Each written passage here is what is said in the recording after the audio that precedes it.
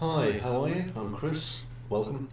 This is part two of the Unreal Engine Basics course, and in this one we're going to be doing what's called mesh ingestion. Now that's a fancy term.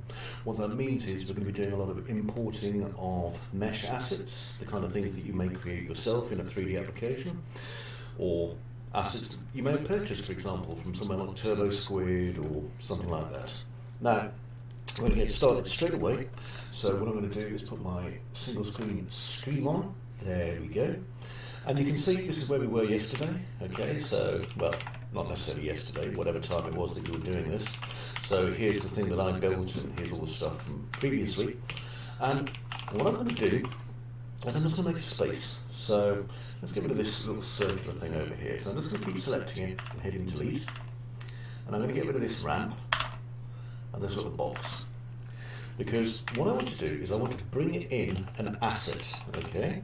Now, this is something that I created myself, and the files for this asset are available with this project, so you can use this one as well. And this is really just to get us started using things inside of Unreal Engine, learning how we use things inside of Unreal Engine, okay? Now, before we do, what I'd like to do is set up my screen, because it's important to have your screen set up kind of the way you want it. Now I'm going to have a fairly basic layout, so I'm going to go to Window, Content Browser, and this will allow me to have up to 4 content browsers at once, and content browsers are basically what's in these content drawers down here.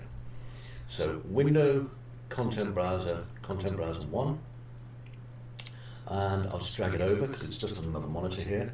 Now I could just, resize it and stick it down here and have it any size I want. But what I'm going to do is I'm going to dock it. So if I just grab the tab here, just drag it to the bottom, and it will dock into place, and then I'm just going to bring it down a little bit. Now, if I just have a look at any of these folders, this will give me an idea of, just turn that off, how big my icons are. And you can see they're quite large, okay, so I'm not getting too many to my screen. So what I'm going to do is just go here to Settings, and change my thumbnail size to small, and then I can see what's happening and I don't have to have an absolute heap load of great big icons on my screen. So that's a big help for me. Alright, so what are we going to do? Well, what I'd like to do first is import an asset that I've got that's called idle.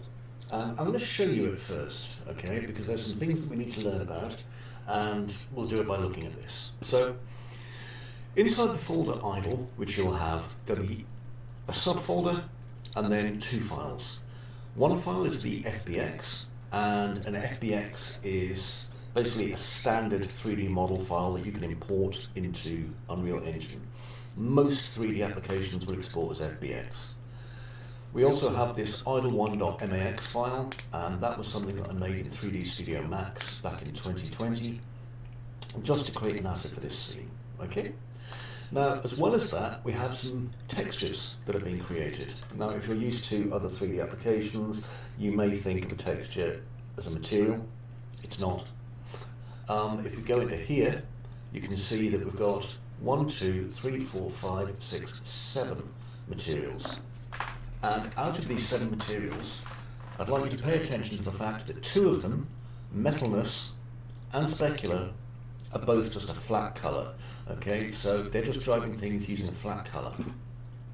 Everything else here is either, different strengths of grayscale. This blue one here, which is a normal map, which controls basically a way of maintaining details without having to have extra polygons, and albedo, which is our base colour.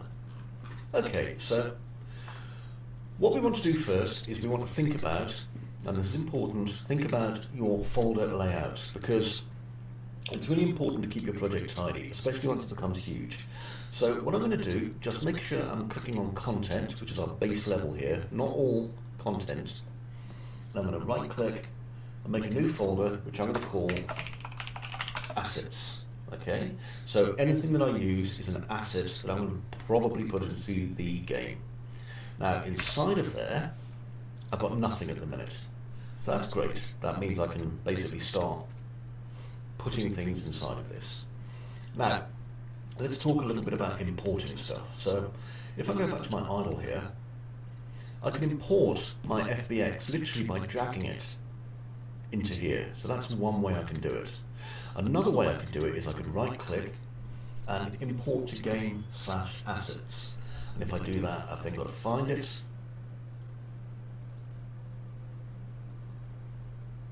And there we go, idle. And then I can click on it and click open. Another way I could do it is I could also come up here and press the import button, and that will do the same thing. So there's various different ways we can do it. Now, for speed, I tend to just drag it in from the folder. So it's whatever works for you, whatever you're feeling comfortable doing, that's the correct way as far as I am concerned. Okay, let's bring idle1.fbx into our scene. So I'm just going to click and drag.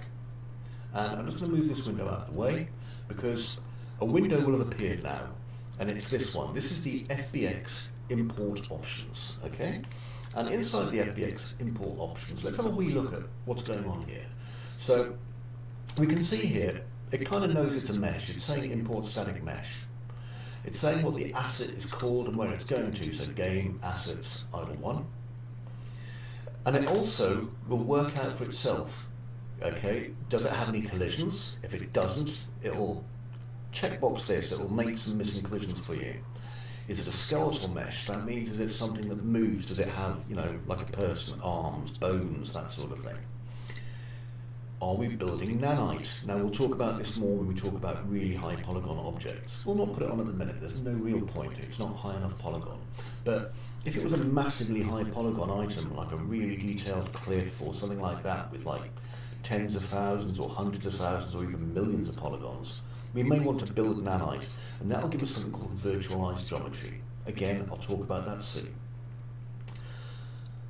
Then, under Advanced, we've got lots and lots of options here. I don't want you to worry about those. We only need to think about those if there's going to be some sort of a big problem. And to be honest, we hardly ever need to go into there. Now, going down a bit further, we have the import translation. The import translation, if you imagine that you've got a cube that's 200 by 200 by 200 units with the pivot in the exact middle, then maybe you'd want to change, for example, the import translation to 100 on the z-axis, just so that the pivot would be on the bottom when you dragged it in, and you wouldn't keep having to move it. So this is things that you consider once you brought it in. But to be honest, it's better making your mesh kind of right the first time. The same thing applies for rotation. If your model isn't facing the correct direction for importation, we can rotate it here on the X, Y, and Z. And we can also change its scale, which is currently at 1. So if we wanted it twice as big, that would be 2, or half as big would be 0.5. Going down, we have the ability to convert our scene from the FBX coordinate system to UE coordinate system, which we want to do. We're not going to force the front axis, it should be correct already. And we can also convert the scene from FBX units to UE units, i.e. centimetres, if we want to. To be perfectly honest though, it should be absolutely fine the way we're doing it. So let's continue. I'm just going to click Import. There we go. And when we do that, I get this thing here, idle1. Now, you'll notice there's a star beside it. That means that even though it's in the folder, we haven't actually saved yet. So what I can do is I can just go over here to the corner where it says 7 unsaved assets, because remember I deleted some things too. And if we just click on that, it'll give us the ability to save. Things in red are leaving our scene, things that aren't in red are being saved. There we go. So now it's saved. Brilliant. Okay, let's have a look at what it is that we've got here with the idle. So I'm just going to double click on it. Pop. There we go. Here's our idle. Now, if you remember your navigation from before, I'm going to hold Alt and left mouse button, and I can rotate around this object. Okay? And what this is a strange kind of Polynesian statue I was given by a friend that I modelled up in 3ds Max really, really quickly. Now, if you're a 3D artist, you'll be noticing these strange duff polygons here, okay? That's why we've got this weird pinching. And that's because when I made this, I made it really, really badly. And I'm going to say deliberately, and you're going to go, oh ho, of course it was deliberately, Chris. No, it was made deliberately this way, badly, to make pinching, so that I could show that you can bring in an asset that has this kind of issue, and it is still going to work fine. You're not going to have any problems with it, okay? So, I'm just going to get it centered in my screen, and I want you to have a look now over here at the right hand side. So on the right hand side we've got material slots. Now this is using one material. It already has worked that out. So we have one material here. And if I was to click highlight, you see it highlights the entire object to show us where the material will be. If I go down, we also have various settings for nanite. We have LOD pickers, which again we'll talk about later on when we talk about basic optimization. And then we have general settings like, what its light map resolution is going to be, its LODs for collisions, all these kind of things. But to be honest, if we're just bringing it in, the only thing that should interest us is this, okay? It's basic material.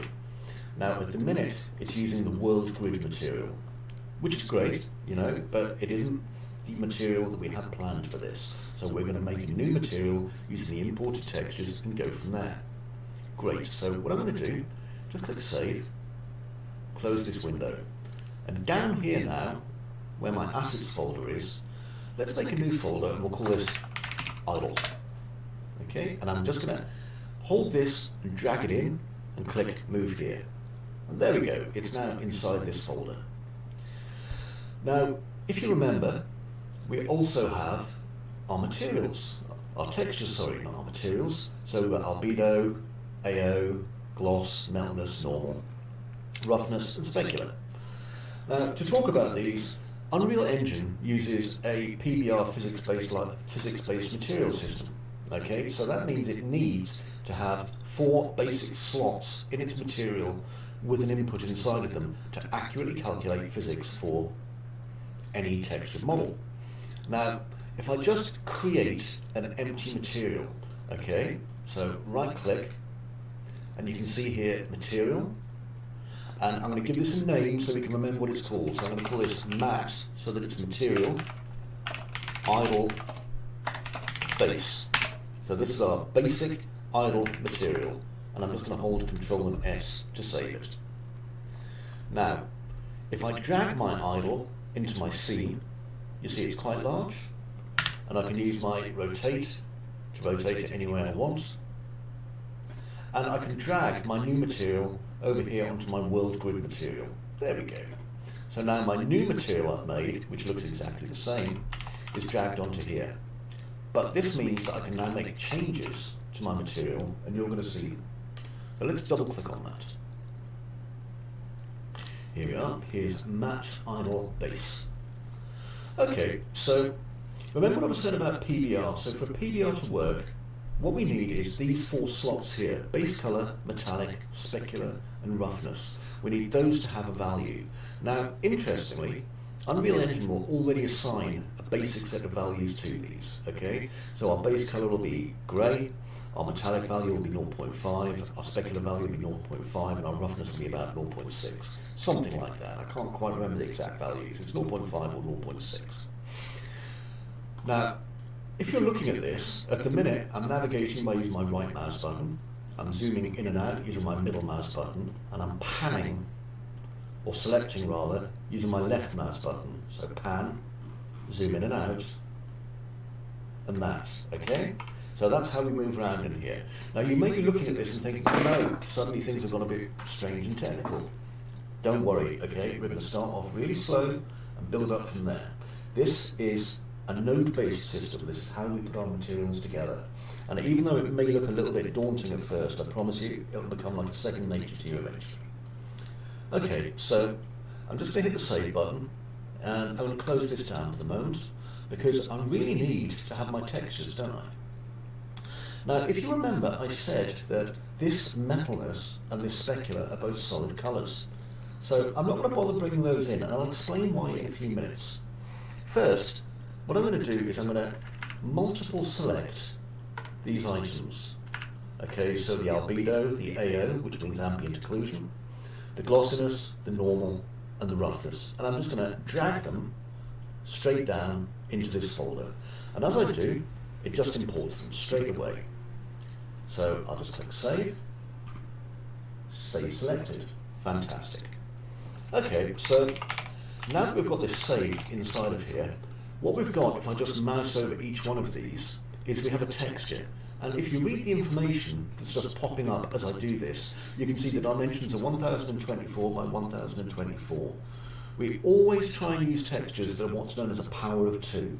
So 1024 by 1024, 2048 by 2048, 512 by 1024 is still power of 2. So we're trying to use power of 2 wherever we can. Now we can put these straight into our material, our matte idle base. So let's look at what they do one at a time. The first one is our base colour. So I'm just going to reduce the size of this screen a little bit so you can see our idle just over here. And what I'm going to do is I'm going to get my albedo, which is our base colour, and drag it just up here to where this canvas is. Okay. Now what I do, it makes this texture sample, which is basically a container that has our texture inside it. And it's got these little circles off on the right and these little circles off on the left.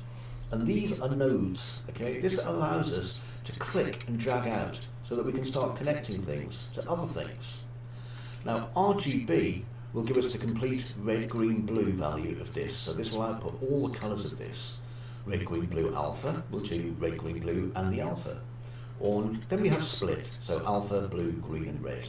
Now for the moment I'm just going to use RGB for these. So if I just click on this and I'm just going to drag it across to the base colour until I see that tick and let go. When I do that, we can now see that this sphere has changed. And if I was to click save, what it's going to do is it's going to compile this shader. And because we'd already applied it to our idle over here, you can see that our idle now has this basic texture applied to it. Okay, this material with the basic texture applied to it. And that's only one of the textures, and already it's made a big difference. Now, we may want to preview this inside of our material editor as well. So if you look here, we've got these little buttons: cylinder, sphere, plane, cube, and one that looks like a Lego brick. Now, if we come down here and select our idle so it's highlighted, and then click on that, it allows us to have our idle as the actual preview mesh. And again, we can use our hotkeys just to, move in and out and get it exactly how we want it, so we can see what it's going to look like. And again, I'm going to press save. Excellent. Okay, so let's look at some of these other slots up here, because I did say to you, they need an input, and we don't have a metallic input because we didn't bring one across, but that's okay because this is currently set at 0.5. If I put anything else in there, it'll overwrite it, but the default will be 0.5. So that means, great, we can go and put some things in that we do have. Now I've got this roughness, so I'm going to drag that into my scene, just up here. And again, I'm going to connect my RGB, so I'll click on it, to my roughness. Now, if I use my right mouse button and scroll down a bit, you'll notice there's some highlights here, okay? These are all highlighted, but some are darkened out. And that's because of the type of material we're using. If I just click on this, our result node, just scroll down a little bit in the left-hand side, what we're using is a surface material domain that is opaque and has default lighting. We're not going to go and change any of those, we're not going to really discuss those, because that's a lot of overwhelming information. We'll work with what we've got for the moment. But basically changing these will allow us to use different things inside of here, like different shading models, front materials, opacity masks, all that kind of cool stuff. So for the minute, we'll just leave it as it is. Okay, so the next thing we come to is this normal map. Now the normal map, if I just drag this in, there we go. I can just connect again the RGB to the normal, like so. Give it a moment, so I'll just hit save. It will compile it, and every time I make our material shader a little bit more complicated, it takes a little bit longer to do what it's doing. There we go. So now this has got a normal map on it. And the thing about a normal map is that if I go from lit here to detail lighting, all of this kind of roughness in here is being generated now by the normal map and adding additional detail to our model. So if I go to just unlit, you can see our model looks really flat without the normal map and the lighting. And if I go to lit, it combines the actual lighting from my detail lighting. Or if I go to lighting only, you can see what it's like with just normal light and no normal map. So it makes a big, big difference. Okay, we have another one here. We have the ambient occlusion. Let's just drag that in. And with the ambient occlusion again, I'm just going to drag it to my ambient occlusion, which simulates self-shadowing. Pop it in there, and it just helps us add a little bit more detail to our model. Fabulous, you're doing great if you follow along. Alright, so we've done that, but again, what about metallic and specular? Now, it could be that while you're looking at this, and you're allowed to be critical, we're looking at things with our artist's eye, you might say to yourself, well, I need it to be a bit more metallic, or I need it to be a bit shiny with specular, or whatever. How do I adjust these then? Do I need to bring in that solid material to control that? Because what it's doing is, it's controlling things that aren't the base colour by using basically a grayscale, things that are darker, or things that are lighter affected differently. The only difference to that is this one here is our normal map, but we can get to that some other time. So what I'm going to do is I'm going to drag my texture sample all the way up here, just to make a little space. And I'm not going to drag anything in here, okay, from outside. What I'm going to do instead is, I'm going to click here where it says palette. And if I just scroll down in my palette until we get to this, which has the numbers 1, 2, and 3, and 4 beside it, these are our constants, these are inputs, okay? So if I drag them out, so constant, there's 1, do another 1, 2, 3, and 4, there we are. So each one of these can have a different use. And to explain what that is, if we look here, 0, that's a single channel of data that can have a value of minus anything, positive anything, and it is a float value, so it's 0 point something, 1 point something, 2 point something. We could feed this directly into our metallic value here, and then give it a high value, maybe 1. And if I do that, this is the equivalent now of applying basically pure white map to this to control the, the metallic value. Now I could do the same as well. I could plug this into, and I'll just hold Alt and click to get rid of that, my specular, and it will apply that to my specular instead, so I have a much higher specular on this. So I can use these two values instead, this value instead rather, to control these two rather than using an image. And what that does is, that cuts down on the amount of space my project's going to take up. If I don't need to drive something by using a complex image, I can do it using that.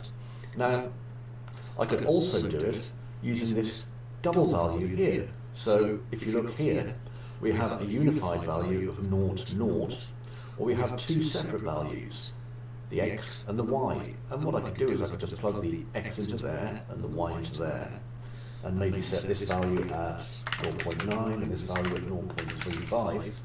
And now this single two output constant is controlling the metallic and the specular. Again, I could expand on this even more if I wanted to. I could use this 3-value one, which has a red, green, and a blue output. Why does it have a red, green, blue output? Well, it's because if we just double click on here, we can represent any colour we want by using a numerical value. Red 0.82, green 0.84, blue 0.22. And by doing so, it means that we can have individual values that we put into metallic, specular, roughness, and we could put the overall colour into the base colour. So this is now controlling 4 values simultaneously. I'll just go Control Z. So again, this is a way of optimising and not having to use as many textures in your scene. This one here, the 3 vector, is pretty much the same, but it only contains 3 channels instead of 4 channels. So hopefully you're getting the idea here. Now, the numbers beside them, they're hotkeys. If I press the number 1, just to show you what I mean here, 1, 2, 3, 4, a lot of these have hotkeys. If I press the number 1, nothing happens. But if I press the number 1 and click, that's how the hotkeys work. Number 2 and click, number 3 and click, number 4 and click. See? 1, 2, 3, 4. Okay, so what I'm going to do is, I think I'll just leave this dual value here, okay? So I've got an output to constant vector, and it is outputting into my material and my specular. And it's doing a pretty darn good job of it too. So if I click save, just let it compile, and I'll close this window down. We can see this is updated now, and what I'm going to do is I'm going to tidy up my folder, okay, because everything in here is my idle. Remember what I talked about in the previous lesson, one file per actor? But it's useful to have it so that we know what everything is, or if we pass it to somebody else, if they know what it is. So right click, new folder, textures, right click, new folder, materials, and then finally right click, new folder, mesh. And all we need to do now is drag our mesh into there, move here, select all our textures and move them into here, and then finally I'm going to move our matte idle base into materials, like that. And I'm just going to save everything. Okay, so we applied our material to our mesh. Let's put another mesh into the world. And if I do that, you'll see that I can rotate it and all that kind of thing, but it doesn't have the basis texture on it. Why not? Well, we only applied the texture, the material, by literally dragging it onto this model, okay? At the moment, our basic mesh doesn't have that material applied to it. So we may want to speed up the process. I'll delete that, and if I just double click on idle one, there we go. What I'm going to do is come down to my materials, and I'm going to drag this material into here.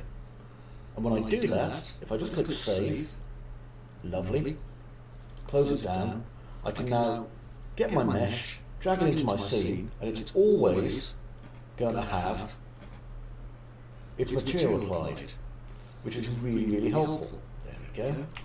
If I click play, so right click, I'm just going to right click anywhere and play from here. I can walk up to them, look at them, and interact with them. And another thing is, if you remember when we imported it, I can't walk through them. Now this may seem obvious to you, but items don't always have collision meshes, and there's going to be a lot of times that you see an item that doesn't. So what this has done is it's automatically generated one based on the FBX file. Now I'll double click on my idle, it's going to load it up,